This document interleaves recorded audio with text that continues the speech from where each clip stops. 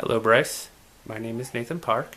I'm in your father's education psychology class, and I was asked to come up with 10 ideas of things that I'd be able to teach you. And I wrote down a list of things that I think would be appropriate for someone in your age group. This is my list of 10 things. 1. Teach Bryce how to putt. 2. Teach Bryce how to use the internet. 3. Use blocks to teach length, width, height, and volume.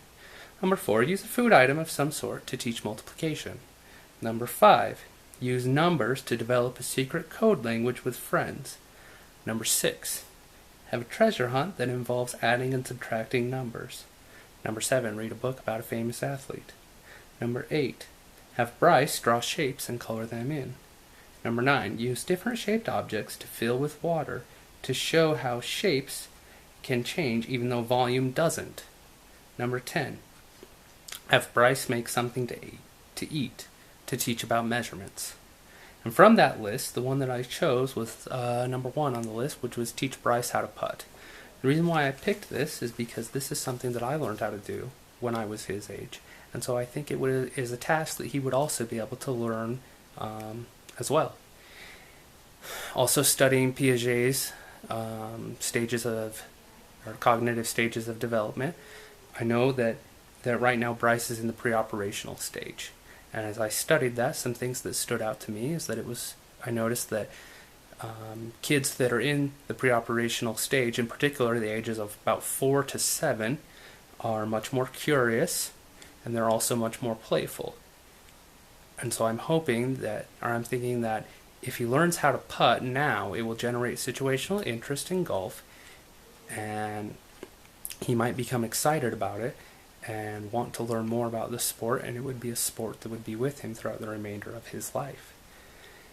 The overall goal, as I would be teaching him, would be ideally to make a putt that is anywhere between 5 and 7 feet in length, which is, pretty good. If you can do that, then you're definitely on the right track. The first things that I would do in teaching him is first I would explain about the equipment. And I would even bring some of it in. I'd bring in a golf ball, and I would bring in a putter. And I would show him what a golf ball feels like, what it looks like. I would also let him fill the putter and fill the golf ball, and I would show him how to place his hands and where they need to be put, how to stand properly.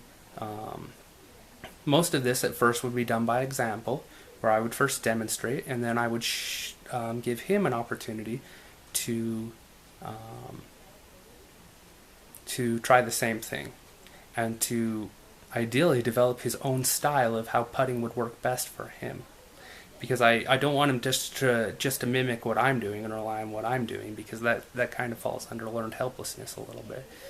I mean, at first it would be good if he learns from me, but then he needs to come up with his own style, because there's really no such thing as a right way to putt or a right way to play golf even. And even that's one of the misconceptions that people have, is that there's this perfect way to golf. And so I'd try to clear that up, is that no, that's not the case at all. But there are some things that you do want to do to have your shot be most effective. Like one, I would use a prototype of like the pendulum on a clock to explain the proper way to perform the putting stroke. Because like a pendulum, it can only swing so far in one direction and so far in the other direction. And you don't want it to go too far, because you won't be able to get good enough contact, and you won't be able to really control how far the ball goes. And with putting, that's very, very important. I would also teach him about use of visualization and how you need to visualize the line that you want the ball to fall on. That's one of the most important steps, because that's what helps you to get the ball close to the hole.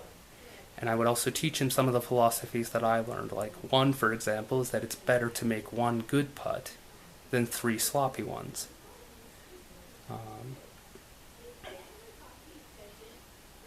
But that's pretty much it. And I really hope that I could be able to do a very good job with teaching him, and I really look forward to the opportunity. And that's pretty much all for now. Have a good day.